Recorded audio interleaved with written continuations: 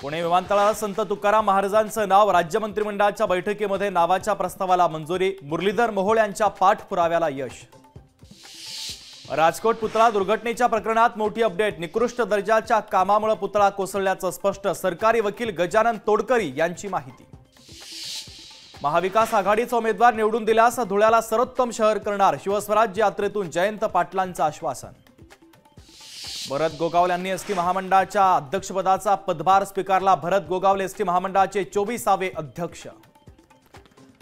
एकनाथ खडसे बदनाम गल्लीचे बदनाम माणूस। चंद्रकांत पाटलांची एकनाथ खडसे यांच्यावर जोरदार टीका। राजकारणाची प्रतिमा मलिन करत असल्याचाही आरोप। अहमदनगरमध्ये भाजपचा महाविकास आघाडीला जोरदार धक्का। मधुकर राळेभात यांचा भाजपमध्ये पक्षप्रवेश। फडणवीसांच्या उपस्थितीमध्ये पक्षप्रवेश संपन्न। पिंपरी चिंचवडमध्ये मुसळधार पाऊस। पावसामुळे नागरिकांची उडाली तारांबळ। सेनेट निवडणुकीच्या संदर्भात उद्या सर्वोच्च न्यायालयामध्ये सुनावणी। निवडणुकीच्या मतदान प्रक्रियेला कुठलाही अडथळा नाही। महाराष्ट्र स्टुडंट युनियनने दाखल केलेल्या याचिकेवर होणार सुनावणी। अमित शहा 24 आणि 25 तारखेला 2 दिवसीय महाराष्ट्र दौऱ्यावर। दौऱ्याआधी देवेंद्र फडणवीस यांच्या सागर निवासस्थानी भाजपची महत्त्वपूर्ण नेत्यांची कोर कमिटीची बैठक।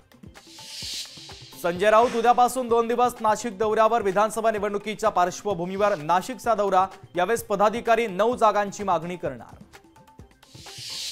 तिसरी आघाडी मुंबईत शक्ती प्रदर्शन करणार। मुंबईतील संघटनांसोबत बुधवारी होणार बैठक। आगामी निवडणुकांसाठी उमेदवारांची चाचपणी। संजय शिरसाट उद्या नवी मुंबई विमानतळाची करणार पाहणी। सिडकोने बनवलेल्या 68,000 घरांचीही करणार पाहणी। उद्धव ठाकरे 29 सप्टेंबरला नागपूरच्या दौऱ्यावर। कळमेश्वरमध्ये शिवरायांच्या पुतळ्याचं अनावरण करणार। उद्धव ठाकरे नागपूरमधून प्रचाराचं रणशिंग फुंकण्याची शक्यता। राज्यातील सरपंच आणि उपसरपंचांच्या मानधनात वाढ। मानधनात दुप्पट वाढ करण्याचा सरकारचा निर्णय। ग्रामविकास मंत्री गिरीश महाजनांची माहिती।